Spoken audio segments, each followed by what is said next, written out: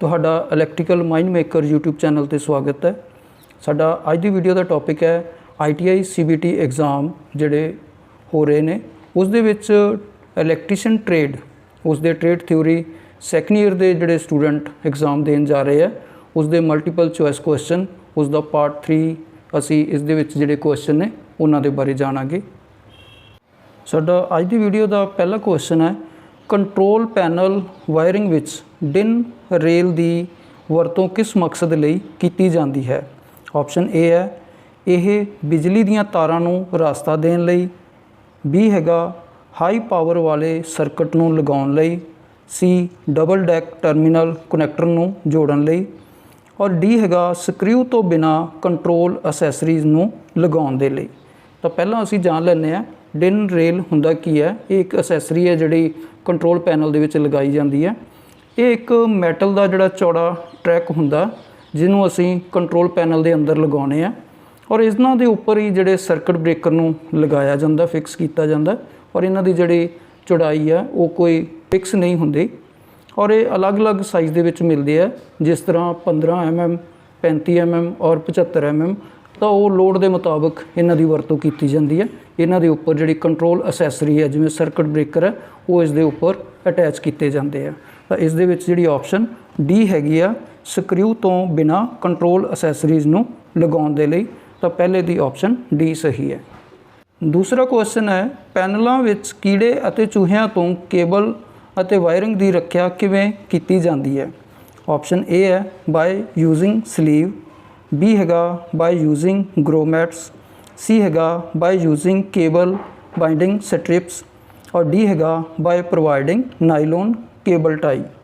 तो पैनल के अंदर जिहड़े कोई रास्ते बनाए असी केबल वगैरह पास कराउण दे लई इनपुट जां आउटपुट दे लई तो उहदे विच एक होल रखे जाते हैं जिस दे विचों असी केबल नूं लंघाउंदे हैगे आ।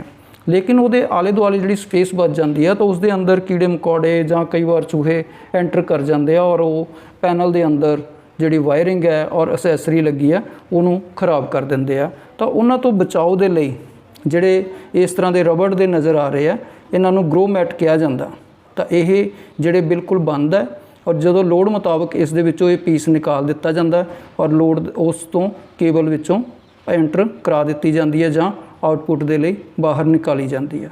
तो इस दे विच जिहड़े चूहियां जां कीड़ियां तो बचाव के लिए ग्रोमैट जिहड़े वरते जाते हैं। तो ऑप्शन इसकी बी सही है सैकेंड दी। तीसरा क्वेश्चन है किहड़ी स्विच ऑफ लोड कंडीशन समय ऑपरेट होंदी है। ऑप्शन ए है limit switch, B isolating switch, C हैगा टू वे स्विच और डी है push button switch.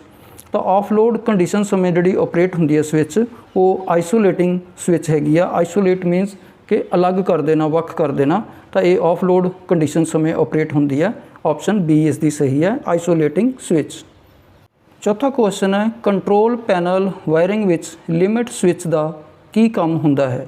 Option A है control machine from overheat, B हैगा control machine from over speed, C हैगा कंट्रोल मशीन फ्रॉम ओवरलोडिंग और D हैगा control distance movement of any machine.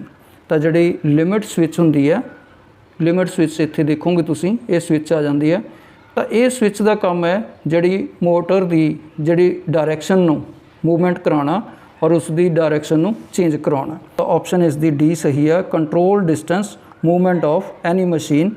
तो option इसकी D सही है।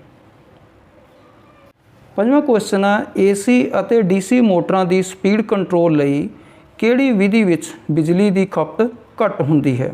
ऑप्शन ए आ फील्ड कंट्रोल, बी हैगा drives control, C voltage control और डी हैगा आर्मेचर कंट्रोल। तो इन्हां दे विच फील्ड वोल्टेज और आर्मेचर कंट्रोल समय जिहड़ी हैगी आ साडी इलैक्ट्रीकल एनर्जी कंज्यूम हुंदी है ज़्यादा खपत हुंदी है बिजली की। तो इस दे विच जिहड़ी बी ऑप्शन है ड्राइव ने इस दे द्वारा जिहड़ी असीं स्पीड कंट्रोल करते हैं। तो इस दे विच मिनीमम जिहड़ी कंजम्पशन है इलैक्ट्रीसिटी की वो हुंदी है। तो ऑप्शन पंजवें दी बी सही है ड्राइव कंट्रोल। छेवां क्वेश्चन है DC ड्राइव के की नुकसान हैं। तो जिहड़े ड्राइव ने AC और DC अलग अलग ने।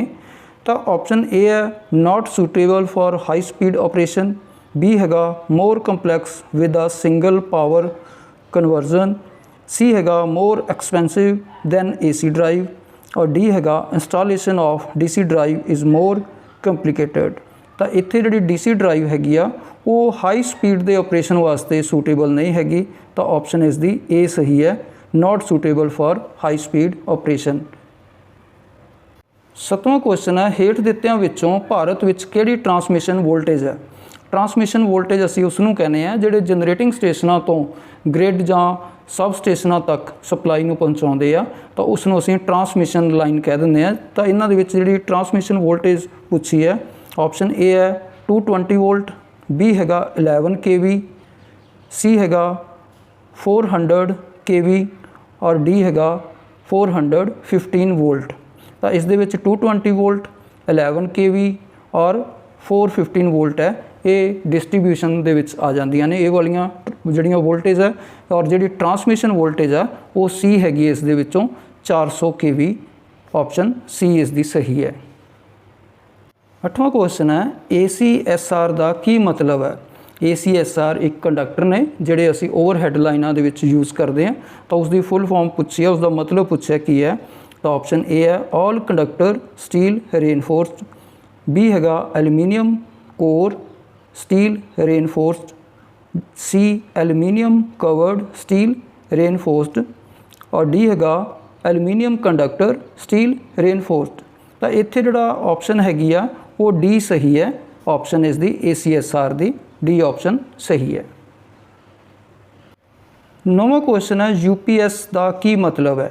UPS का की मतलब है, ऑप्शन ए है यूनीफॉर्म पावर सप्लाई, बी हैगा यूनीवर्सल पावर सप्लाई, सी अनरैगुलेटेड पावर सप्लाई और डी हैगा अनइंटरप्टेड पावर सप्लाई। तो UPS का मीनस है अनइंटरप्टेड पावर सप्लाई, तो ऑप्शन इस दी डी सही है 9वें दी। 10वां क्वेश्चन है एक फैरड बराबर है, एक फैरड किस दे बराबर है। तो ऑप्शन ए हैगी आ 1 जूल्स पर वोल्ट, बी हैगा 1 कूलम पर जूल्स, सी हैगा 1 जूल्स पर कूलम और डी हैगा 1 कूलम पर वोल्ट। तो जिहड़ा 1 फैरड आ बराबर है 1 कूलम पर वोल्ट दे, तो ऑप्शन इस दी डी सही है 10वें दी। 11वां क्वेश्चन है किसी पदार्थ की डाइलैक्ट्रिक स्ट्रेंथ किस ते निर्भर करती है। डाइलैक्ट्रिक स्ट्रेंथ किसी मटीरियल का वो गुण है जिस स्टेज पर जाके वो उसकी जिहड़ी इंसुलेशन की रजिस्टेंस जिहड़ी है वो खत्म हो जाती है और वो पंचर होने की पोजीशन में असीं डाइलैक्ट्रिक स्ट्रेंथ कह दिंदे आ। ये किसी इंसुलेटर की आ जाती है। तो ऑप्शन ए हैगी है नमी, बी तापमान, सी मोटाई और डी उपरोक्त सारे। तो जिहड़ी डाइलैक्ट्रिक स्ट्रेंथ है किसी मटीरियल की वो उपरोक्त जिहड़े सारे हैगे नमी, तापमान और मोटाई ते निर्भर करती है, तो ऑप्शन इस दी डी सही है। 12वां क्वेश्चन है एक शॉर्ट सर्किट कैपेसिटर नूं टैसट करन ते ओहम मीटर की रीडिंग की होवेगी। तो एक जिहड़ा शॉर्ट सर्किट है कैपेसिटर अगर उसनूं ओहम मीटर नाल चैक कर रहे हैं, तो ऑप्शन ए हैगी आ मैगा ओम, बी किलो ओम, सी अनंत मीनस इन्फिनिटी और डी हैगा 0। तो ऑप्शन इस दी डी आएगी। तो दोनों जदों शॉर्ट सर्किट होएगा तो रजिस्टेंस उसकी 0 हो जाएगी, उस टाइम जिहड़ी रीडिंग आएगी वो 0 शो करेगा। 13वां क्वेश्चन है 4 माइक्रोफैरड के 2 कैपेसिटरां नूं जेकर पैरेलल विच जोड़िया जाए तो कुल कैपेसिटेंस कितनी होवेगी। तो जदों कैपेसिटर नूं पैरेलल विच जोड़िया जाता तो उन्हां दी जिहड़ी कैपेसिटेंस है वो ऐड हुंदी है, प्लस हुंदी है। तो इत्थे 4 माइक्रोफैरड के 2 कैपेसिटर है, तो यह 4 + 4 8 हो जाएगी, 8 माइक्रोफैरड। तो इस दे पैरेलल दे विच जिहड़ी कैपेसिटेंस है वो वधदी है, जुड़दी हैगी है। तो ऑप्शन इहदे विच ए हैगी आ 2 माइक्रोफैरड, बी 4 माइक्रोफैरड, सी 8 माइक्रोफैरड और डी 16 माइक्रोफैरड। तो जिवें असीं पहला दस्सिया कि इस दे विच प्लस हुंदी है, जुड़दी है, तो 8 माइक्रोफैरड सी ऑप्शन इस दी सी सही है 13वें दी। 14वां क्वेश्चन है वायरिंग सर्किट विच वरत्या जाने वाला चिन्ह की दर्शाउंदा। जिहड़ा इत्थे चिन्ह दिखाया गया, एक साइन दिखाया गया, तो ऑप्शन ए है लिंक, बी हैगा फ्यूज़, सी पुल स्विच और डी हैगा ਪਲੱਗ ਅਤੇ ਸਾਕਟ। ਤਾਂ ਜਿਹੜਾ ਇਹ ਸਾਈਨ ਦਿਖਾਇਆ ਗਿਆ, ਇੱਕ ਸਿੰਬਲ ਦਿਖਾਇਆ ਗਿਆ, ਇਹ ਪਲੱਗ ਅਤੇ ਸੌਕਟ ਦਾ ਹੈਗਾ। ਆਪਸ਼ਨ ਇਸ ਦੀ ਡੀ ਸਹੀ ਹੈ 14ਵੇਂ ਦੀ। 15ਵਾਂ ਕੁਐਸਚਨ ਹੈ, ਪਾਵਰ ਫੈਕਟਰ ਕਿਹੜੇ ਲੋਡ ਦੇ ਕਾਰਨ ਘਟਦਾ ਹੈ ਜਾਂ ਲੈਗ ਕਰਦਾ ਅਸੀਂ ਕਹਿ ਸਕਦੇ ਹਾਂ। ਤਾਂ ਆਪਸ਼ਨ ਏ ਹੈ ਰਜਿਸਟਿਵ ਲੋਡ, ਬੀ ਕਪੈਸਿਟਿਵ ਲੋਡ, ਸੀ ਇੰਡਕਟਿਵ ਲੋਡ ਔਰ ਡੀ ਹੈਗਾ ਉਪਰੋਕਤ ਕੋਈ ਵੀ ਨਹੀਂ। ਤਾਂ ਰਜਿਸਟਿਵ ਲੋਡ ਦੇ ਵਿੱਚ ਪਾਵਰ ਫੈਕਟਰ ਯੂਨਿਟੀ ਰਹਿੰਦਾ, ਕਪੈਸਿਟਿਵ ਲੋਡ ਦੇ ਵਿੱਚ ਪਾਵਰ ਫੈਕਟਰ ਲੀਡ ਕਰਦਾ ਹੈਗਾ ਔਰ ਸੀ ਜਿਹੜਾ ਹੈਗਾ ਇੰਡਕਟਿਵ ਲੋਡ ਦੇ ਕਾਰਨ ਜਿਹੜਾ ਪਾਵਰ ਫੈਕਟਰ ਘਟਦਾ ਹੈਗਾ, ਲੈਗ ਕਰਦਾ। ਤਾਂ ਆਪਸ਼ਨ ਇਸ ਦੀ ਸੀ ਸਹੀ ਹੈ 15ਵੇਂ ਦੀ। ਇੰਡਕਟਿਵ ਲੋਡ ਦੇ ਕਾਰਨ ਪਾਵਰ ਫੈਕਟਰ ਘਟਦਾ ਹੈ ਜਾਂ ਲੈਗ ਕਰਦਾ ਹੈ।